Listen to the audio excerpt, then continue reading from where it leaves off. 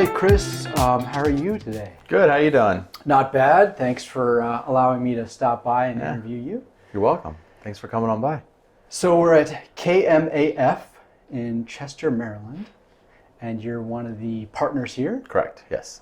Great. You were telling me about how your experience has taken you from New Jersey to Maryland. You've got a master's in tax. You're a certified financial planner. Correct. And a CPA. So you've got a lot of experience in the field. Maybe you can tell us a little bit about what it's like to be an accountant. That's a loaded question.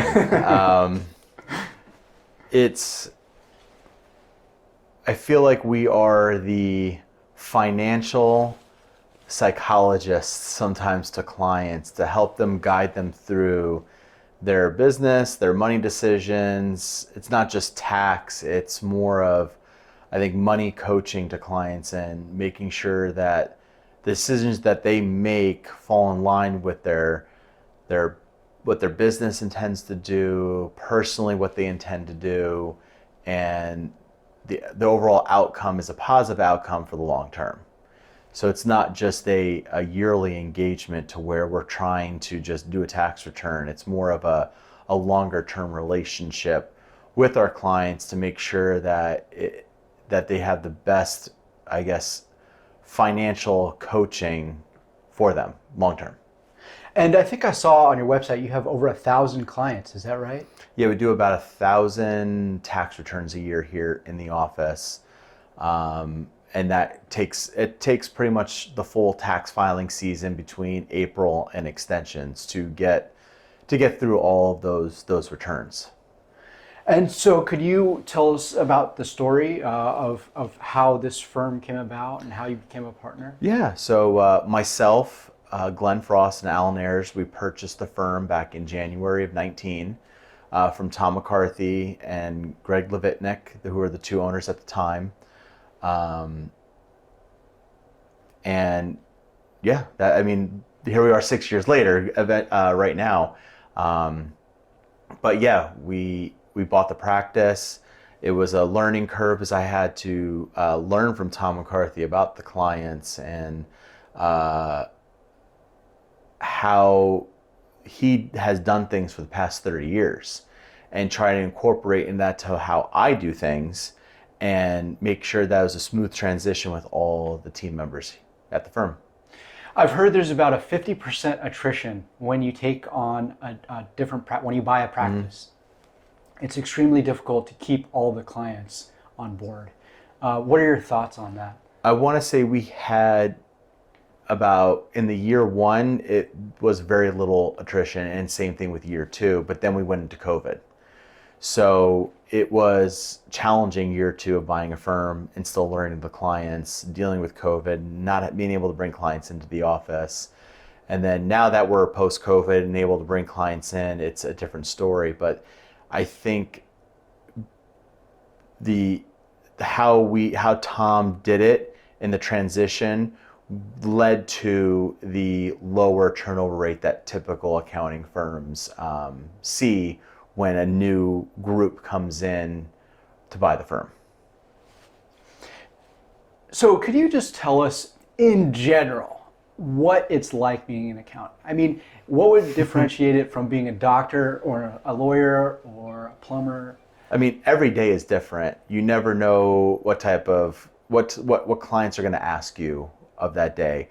And also running the office and the firm on a day-to-day basis, you don't know what staffing issues you're going to encounter or anything. It's just I wouldn't say it's a mystery coming in every day, but it's challenging every day, which makes it fun to come in and just experience the day-to-day challenges that clients, staff, everything can throw at you. Could you talk a little bit about the personality of accountants? Are you a numbers guy? I'm a numbers guy here. At home, I tend to not know how to add and subtract. But it's not just about numbers. I think there are certain, you got the extrovert and introvert type of person, and I'm more of an extrovert. I like to talk to clients. I like to get to know them, not just sit behind the desk and just crunch numbers all day. So I think there's different types of accountants, and each accountant can fill a certain role within a firm or as a partner in the firm. You got the partners or the people that are very good with talking to the clients and making sure that they're well taken care of, and then you got the staff, the partners and whatnot that can just sit behind the scenes and do the number crunching and the data behind the scenes that the clients really don't see. So I don't think there's a typical profile of an accountant. It's where do you fit and how is your personality going to best fit into the firm that you're at or the firm that you want to create. True. Yeah. There's so many opportunities for becoming a sole practitioner in this field. I think the opportunities for younger people to want to become a partner in a smaller firm like this. I mean, we got about 17 people here, but the opportunities are endless, I think, right now, because there is an aging population of accountants in the U.S. who are exhausted because of COVID and the implementations that accountants have had to do between PPP loans, employee retention credit, child tax credits, and everything financial with certain state grants and whatnot. We've all been involved with that. And it was just a never-ending tax season in COVID. From 2019 to 2021, felt like 2 years, it was just nonstop all the time. I think a lot of older accountants are exhausted because of that and are retiring and either just closing up shop, selling their practices and getting out. But I think there's an opportunity for younger people to learn from the older accountants and get into a smaller practice and then become a partner a lot quicker than you would at, let's say, a top 20 firm. And there's opportunity for making more money because the salaries are going up for accountants because there's a shortage of them. Yeah, I think there's a shortage because people don't want to sit for the exam anymore. It's just not, and nobody wants to get the 150 credits, the added degree. So it's a lot of extra commitment post undergrad to even get the CPA designation next to your name. It's another year and a half for the CPA exam, year and a half for a master's degree, depending upon how fast you want to get through it. But you're looking 2 to 3 year outside commitment.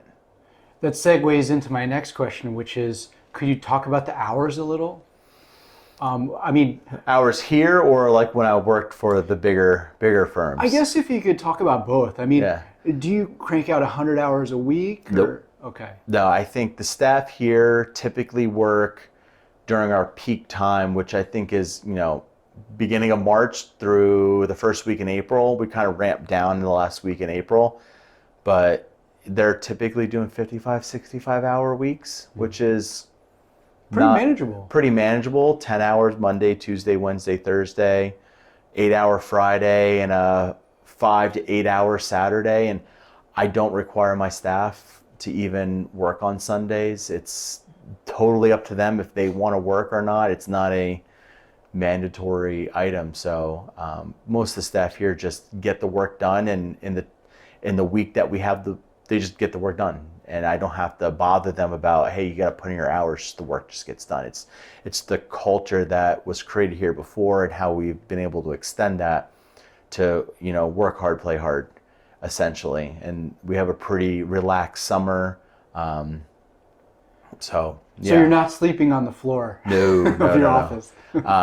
Compared to my days at larger firms, you could be working minimum 65 hours a week all the way up to, I have pulled 100-hour weeks before. And, when I got older, got married, had my first kid, that my realization was I don't want to be working 100 hours for the next 15 years during tax season. So, yeah. Pivoting towards the future of accounting, do you use AI tools here? And what effect do you think they'll have on the industry? We tried SurePrep last year. wasn't a staff fan favorite, so we have not continued to use that. But I believe with, I think Thomson Reuters purchased the platform and we use UltraTax, I could see some benefit down the line towards that, but this year we're not utilizing it. We are utilizing an AI tax research tool that has helped me, and I have 2 other licenses to basically, it's built upon ChatGPT 4.0, I believe. And they use tax notes as their back end to do all the research and source document, pulling all that together to answer the question. So it's been pretty cool to utilize that. Do you think that AI could ever do your job? No. In the next 5 to 10 years, no. 10, 15 years, maybe. But I think right now there still needs to be some type of a human element tied to it. I think accountants that utilize AI will be able to do the job more effectively and efficiently, thus being able to charge your clients the same as you were charging before, but spending less time on that particular client. Interesting. Okay. So AI is maybe a solution to the shortage of accountants more than it's going to negatively impact. It's going to be a tool. It's just like how tax returns started to get prepared by a computer. They thought that would take over. But no, it still needs to have human input. The data has to get there somehow, and the data has to be reviewed, right, as it's going in. So if the data is wrong, the output's going to be wrong. So that's what I really think is going to happen.